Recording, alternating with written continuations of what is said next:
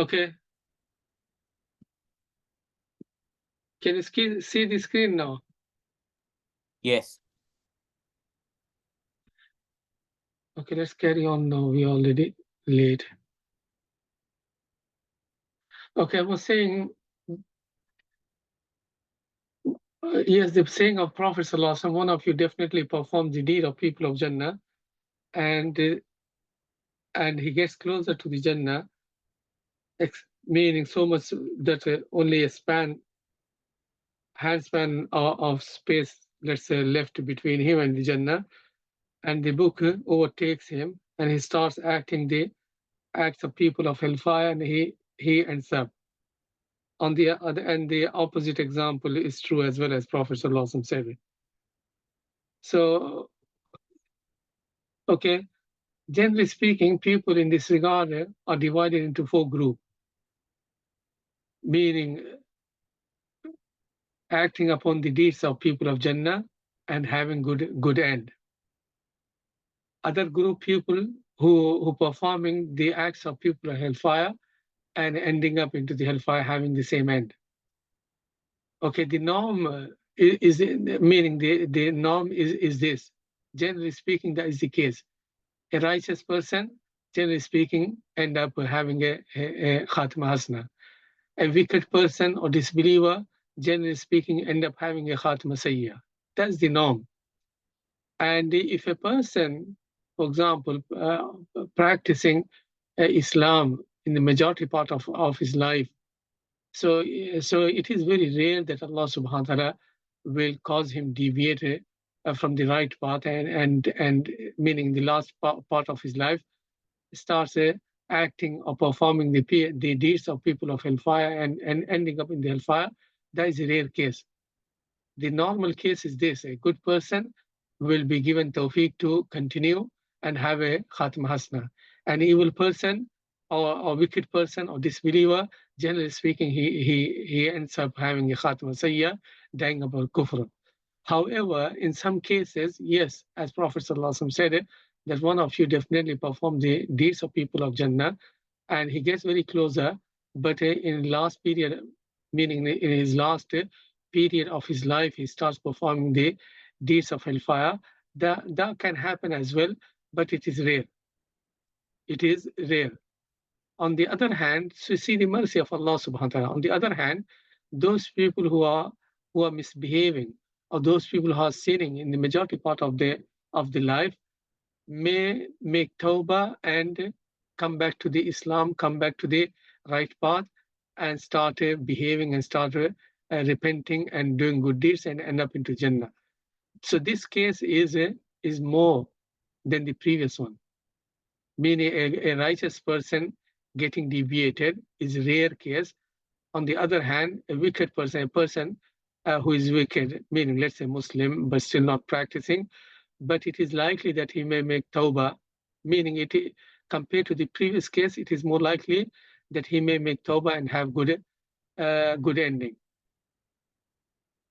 And then I said a person will be judged according to his belief and action at the time of death. As scholars have said, innamal a'malu bil khawatim.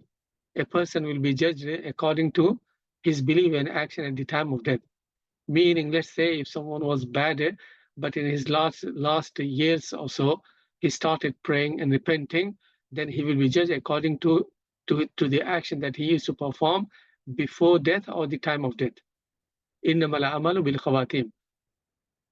One must always be on his toes, preserving his iman and performing righteous deeds. Another lesson or message that we can derive from this hadith, especially the last portion of the hadith, is even if you're practicing Islam or even if you're praying at this current time, don't take things for granted.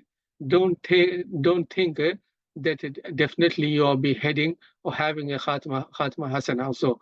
May Allah, meaning may Allah give us, all of us, our relatives and our children to have khatma hasna, but one has to be fearful. One must always be on his toes. He does not know what is written for him.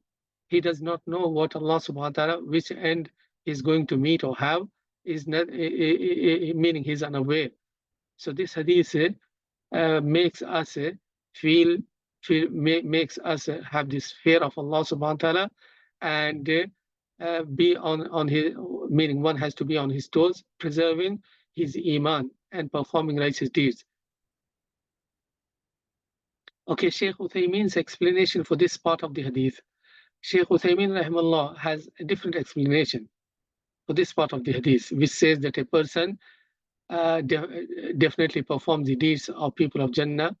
So he says that the person who is performing the deeds of the Jannah and ending up in the hellfire, or ending up having a khatma sayyah, he says that there's something wrong in his meaning in his heart, or there was something wrong in his intention or so.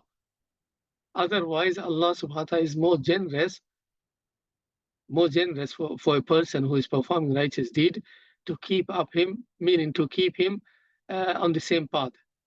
And Allah subhanahu wa ta'ala will show no injustice to anyone. So when Prophet sallallahu alaihi wasallam said a person may deviate at the end of his life or so, he says that it means that while he was practicing Islam, something was wrong. Something was wrong. There was something hidden, something evil hidden in his heart.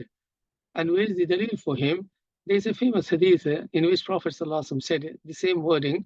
He said that a person performs the deeds of people of Jannah fima yabdu, meaning apparently. Apparently, it looks like that he's performing the deeds of people of Jannah and end up deviating and end up in hellfire. So that wording, fima yabdu linnas, or something the word is, so it tells us that meaning this person who deviated at the end, something was wrong or something was hidden in his heart. He wasn't 100% sincere of following the sunnah, meaning something was wrong in his action and his attitude and his iman. That's why at the end he got deviated. But if a person, generally speaking, is upon sunnah, upon tawheed, upon ikhlas and practice Islam, then Allah is more generous, and Allah is more kind to cause a deviation for these type of people who are practicing Islam. Okay, and the last thing I said, the case is very rare.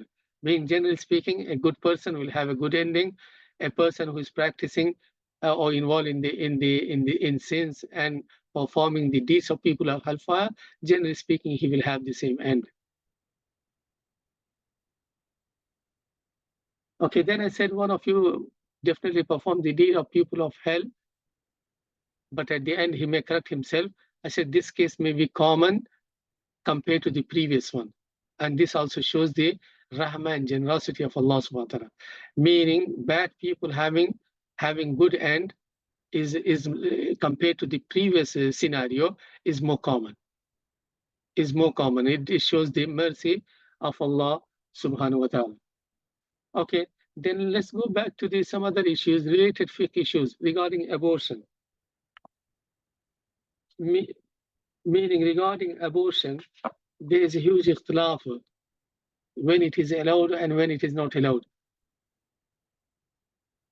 And this ikhtilaf is also connected with the understanding of the hadith, that when the ruh is breathed in the fetus, is it after 40 days or after 120 days or so? But before going to the little bit detail, let me make it clear that abortion, for regardless whether it is in the beginning or after 40 days or after 20 days, it is not allowed if there is no genuine need or if there is no necessity. For example, someone got pregnant and she said, no, I'm too young to have children. I don't want now, let me get an abortion and I will have after I will pass 30 or so and so forth. So that is wrong reason. So one is not allowed to go for abortion even in the beginning of the pregnancy if there is no genuine reason. For example, some women may say, look, having children will corrupt, meaning will have a negative impact on my beauty, on my figure, or on my physique, or so on and so forth. That's not a reason to have abortion. Even before 40, after 40, before 120, after 120, because that is not a valid reason. As for the valid reason for which abortion is allowed is when there is a danger, when there is meaning serious danger for the health of the mother, or there's a complication, or the baby is, say, let's say it is not a normal baby, mean not a normal. For example, they can find out if the heartbeat is fine, if the baby is growing, or if it is a major disability, the baby cannot be born alive or something. So and the doctors are the expert who can say in those type of circumstances, yes, abortion can be done before 120 or 40 days or even after. If there's a serious, let's say, health issues with regard to the fetus itself or with regard to the mother. Okay, as for those people who say that the roux is breathed after 40, they say so abortion for minor reason is not allowed after 40. And those who say 120, they say abortion for meaning the reasons can be pressing and can be minor as well. So after the roux is breathed, abortion shouldn't be allowed. And for no reason, abortion shouldn't be allowed at all, neither in the beginning nor after 40 or 120 days. Okay, let's go to the funeral prayer for the aborted fetus. Meaning, should we offer a funeral prayer or not? I think scholars agree that if a miscarriage or abortion have taken place before the formation of the human body also, meaning it was in the form of blood, a form of a mudghah, for example, then they say, okay, that piece need to be buried in a respective way, but no prayer, because yes, because the baby wasn't developed. And if the baby was developed, or the features of the baby was developed, then obviously one has to, mean the majority of the scholars said that the funeral prayer should be offered and the fetus should be buried. The third opinion in this regard is that no funeral prayer unless the baby cries, meaning he has come out alive. And generally speaking, when a baby come out alive, they cry.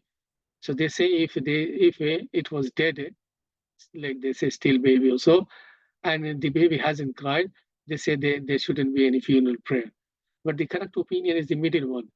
If the features were apparent and the abortion or miscarriage has taken place, which happens after 40 odd days, okay, and the majority of the scholars say it happens after 120, but we have gone with the other explanation that after 40 odd days because of the clear hadith and because of the science or the medical also, meaning because it has been confirmed from the from the recent medical advancement. So that is the correct opinion. The funeral prayer should be offered if the baby started developing in a human form, meaning the features and the limbs were started being built. Then yes, obviously you have to, even though let's say it happened after 3 months or 4 months or even before. Okay, other related points of this hadith. So this is the last, and then inshallah, if time permitting, we'll go to the next hadith. Other points related to this hadith. Okay, so we can learn from this hadith the process of the creation of human and birth, meaning how he is developed from one stage to another. And even though Allah subhanahu wa ta'ala has the ability to create a human being without going through this stage, but see the hikmah. Scholars have said it is good for the mother that the baby, that the meaning as soon as the sperm is getting into the woman's egg or ovary or so, the process doesn't start all of a sudden. As a mercy for the mother, and as a preparation for her and for the womb to accept. If everything happens soon, let's say from the very first week or from the very first day, that will be really hard upon the mother. So it is like a meaning, it is a mercy upon the mother and taking things from stage wise, one stage to another. And there is lesson for human being as well, that you also need to act in a in a gradual manner. Okay, and this hadith also should make a person reflect on how he was and how he was in need of Allah subhanahu wa ta'ala and his help when he was in his mother's womb.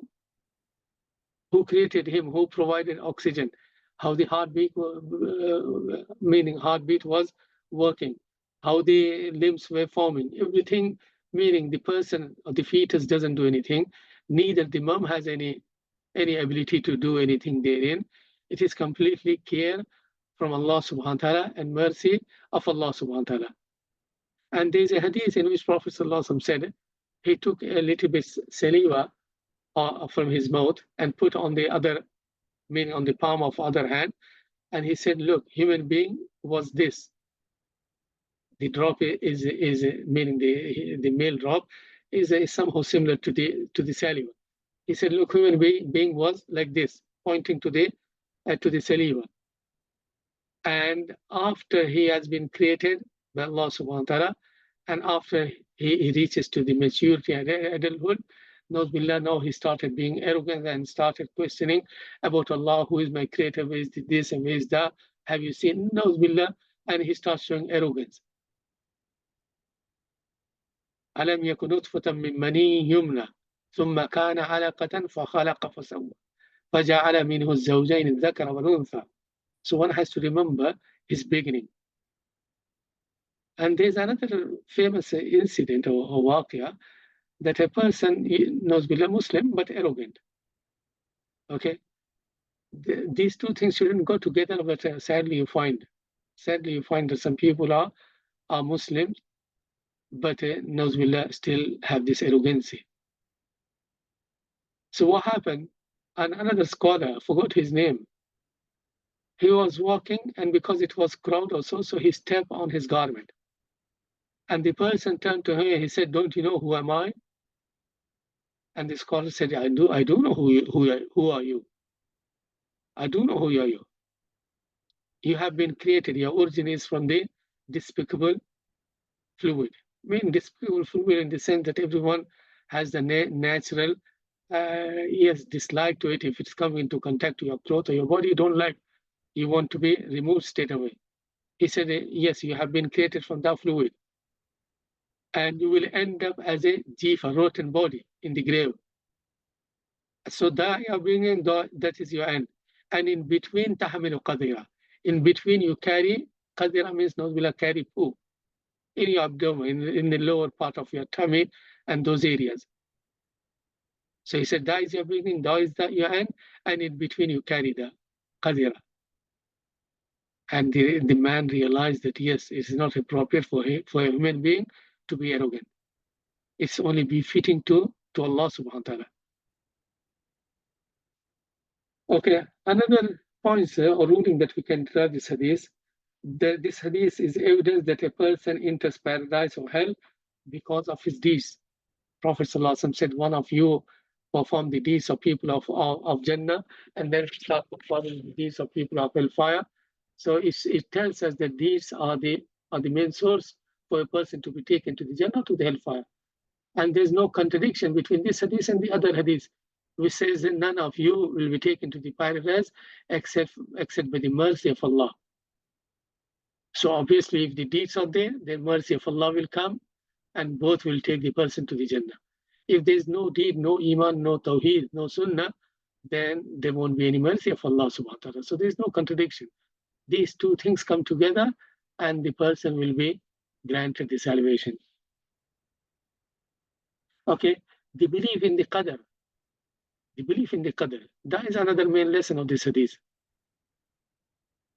See how qadr overtakes a person's behavior and how he will have a good end or nauzubillah, bad end. So one has to believe in the qadr, and that is the sixth pillar of Islam, and iman is not completed without believing in qadr. Okay, and I mentioned that Al-Qari said that this hadith shows that human being should do things or undertake things gradually. Don't rush. Don't think that overnight you become you become a big leader or boss or community head or king or so on and so forth. Everything needs to go in a need to go in a normal process gradually.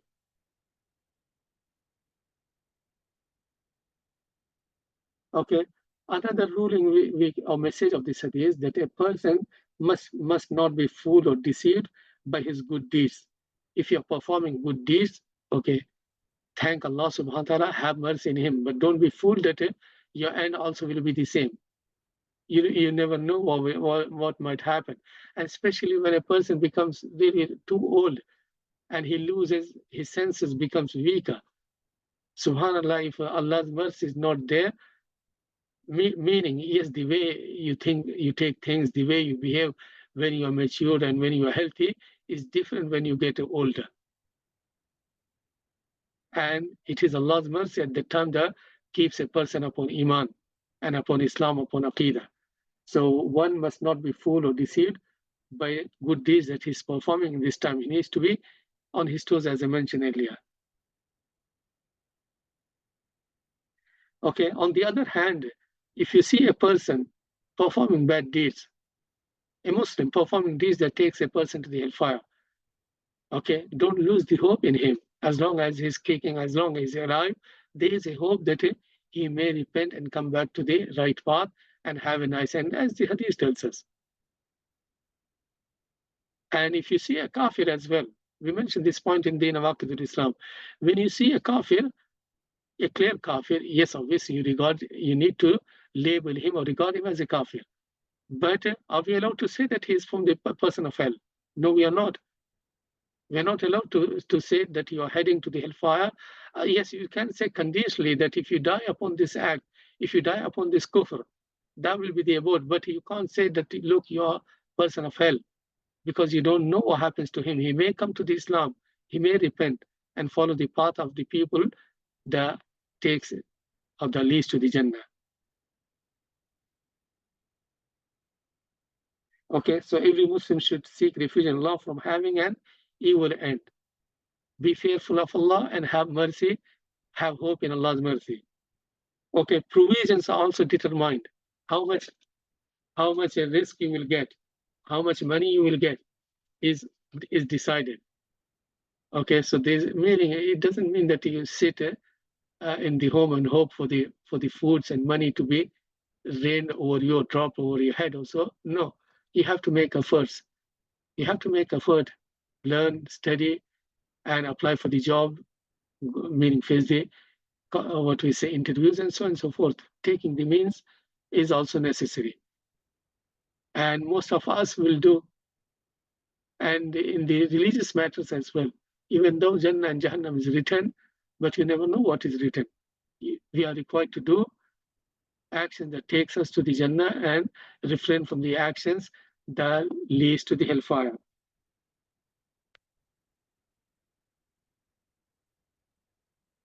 Okay, another ruling Imam Nawawi says, he says that it would be better, or maybe it is required to, or maybe permissible to swear by Allah in order to stress a matter. In order to stress a matter, like Abdullah ibn Masud did. The Prophet ﷺ did. Before saying that one of you, he said, well, Ladhi nafsi biyadi, by the one in whose hand is my soul. But be careful, some people are very excessive. They swear without any genuine reason. By Allah, Talla, Allah ki qasam, and this and that. You only need to, meaning you are allowed to swear by Allah in order to stress a matter and make the people really pay attention, and when there's a need. If it is not meaning if there's a no need, then it is good to avoid taking qasam by or swearing by Allah.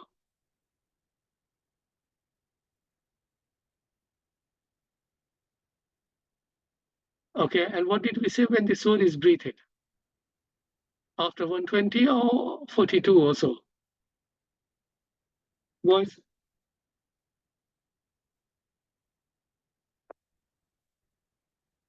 Even though meaning the author of the book that generally speaking, I take explanation, he wasn't sure, but this hadith clearly says that the soul is breathed when the angel comes and records those 4 things. So let's say after 40 odd days. Any question regarding?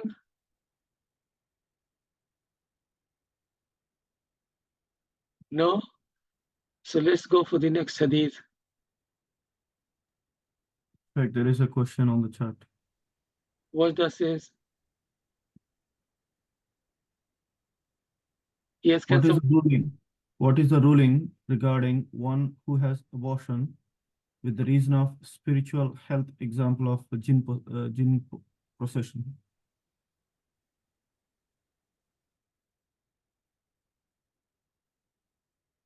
what is the ruling of abortion because of jinn possessing? I'm not able to understand the scenario, but the general ruling is this: if there is a genuine need, yes, one is allowed the abortion also. If there's no need, no genuine need, then for fashion or for having time or so, that is not allowed. So one has to judge whether it is genuine need or not. Okay, any other question? No, Sheikh, if a woman's taking like the morning pill to like prevent pregnancy, does that count as like, does that like fall under that or not? Like as abortion, you know what I'm saying? So like, then they're trying to not get pregnant, so they're taking the pills and stuff or medicines and that to prevent the pregnancy with that intention. So is that like permissible to take that though? Okay, again, taking those pills for a valid reason is fine.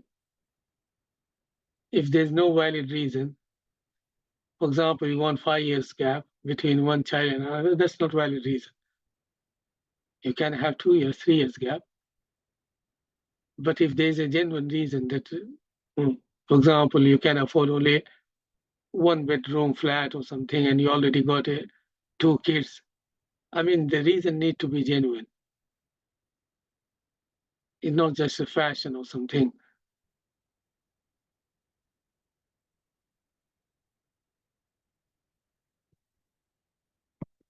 Sheikh, as well, you see with the abortion thing or like whatever, say if it dies in that, if it dies before it's formed in that, do you get obviously it's gonna, you just bury it or do you do nothing with it, like if it's like a blood clot or something like that, or like I mean, if it is in a form of clot or form of a flesh mudra, still you bury it. I mean, yeah. bury doesn't necessarily mean in the Muslim graveyard or so. It can be buried in the garden or something, because the human features are not haven't started being built up. But if the baby comes out in a form of a human baby, it may happen even after 2-3 years. Not everything may be clear, but still the bone and little bit flesh and skin, then obviously he has to be buried and the janazah prayer should be offered. Can you see the screen? Or? No. No. No. Okay, any other question regarding? I think there was one more. What's the majority opinion? Is it 40 or 120 days? I think they're referring to the the majority opinion is 121, but the way the majority scholar understood is this, that the meaning that the fetus remains in the form of fluid for 40 days, in form of alaqa for 40 days, and in form of mulqa for 40 days. Because they understood that way, that's why the majority scholar have said 120. But if you understand the hadith, that the fetus remains in form of nutfa and alaqa and mudgha in the same period, meaning the same 40 days is changed from one stage to other, then obviously, and this is the correct understanding. Why? Because I mentioned the clear hadith, some of the hadith of Sahih Muslim, in which Prophet ﷺ said that after 42 days or so, the angel is sent. So you cannot reconcile it with the previous understanding. And there are some other hadith as well. No, it's not one. I mentioned 3-4 hadith, which clearly says that after 40 odd days, and plus nowadays the scanning, that also confirms that the stage of alaqa and stage of mudgha is formed in the first 6-7 weeks. So it doesn't remain in the form of the fluid for 40 odd days or so, 40 days, no. After 10 or 12 days, you can see the form of leech, alaqa. And then you can see after 3-4 weeks, you can see the fetus is changing into chewed like lump with the mark of teeth on one side. Meaning not mark of teeth, meaning yes, some marks like the mark of. Sheikh, is it true that a woman can be pregnant for up to like 4 years? One can stay pregnant for 4 years. Yeah, that- like I've heard that. Like I've heard that that a woman can be pregnant up to 4 years. I don't know if like how true that is. Okay, listen, I'm not exactly sure about the 4 years, but previously medical wasn't advanced. So sometime a woman is pregnant for 9 months completed and the baby is not coming. So they would leave until he will come by Allah's permission. Or sometime woman would die. So yes, there is a famous tabi, the Haq. Have you heard his name? I'm not exactly sure, Muzahim bin something, the Haq. The Haq means someone who laughs. He born and he was laughing and teeth were apparent. So yes, that was the case previously. Some children, what we say, remain maybe more than 9 months, 12 months, 1.5 years or so, not coming. And there wasn't a medical advance to give, as it is advanced now, they induce and they perform the surgery or so. So it may happen that someone is born after 2 years. But not 4 years, is that right? Because 4 years, I'm not saying it's wrong. I'm saying I'm not aware. Maybe the case. Why? Because of the issue, medical issues. There wasn't anything available to induce women and make her give birth or so. Either natural or death. no. So they would leave the woman in the same state until when Allah subhanahu wa ta'ala allows him to kick and make his path and come out. Okay, the next hadith is the hadith number 5. Any idea what the hadith is? Yes. What is? The hadith about bid'ah. Okay. Yeah, it is hadith of al-Mu'mineen. My subhanallah, today is problematic day. Now my cursor is tough. It's not moving. anyway, the hadith is, yes, Aisha radiallahu anha's hadith, in which Prophet sallallahu alaihi wasallam said, "Man ahdatha fi amrina hada ma laysa minhu fawarad." Rawah al-Bukhari wa Muslim. Meaning, Prophet sallallahu alaihi wasallam said, whoever introduce anything into this matter of ours, then it is not from it. Meaning, which is not from it, shall have it rejected. Anyone who introduce in our religion,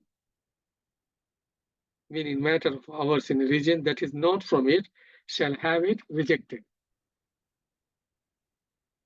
Okay, so that is the hadith. And the other wording is more comprehensive. Man amila amalan laysa alayhi amruna fawarad. Whoever does an act that is not in accord with our matter will have it rejected. So that is the wording of Muslim, and the other wording is in the Muslim Bukhari as well. So inshallah we'll take the hadith next week, inshallah, Sunday. Okay, so see you inshallah on Saturday. Jazakumullah khairan, and keep spreading the word and message. And remind me to send you the slides and recording. Okay, I'll speak to Azam separately how to create a link or something for recording, because when you're sending one after another, it's taking a long time. There should be some way to send the link or something. Okay, see you then next Saturday, inshallah. Assalamu alaikum wa rahmatullahi wa barakatuh.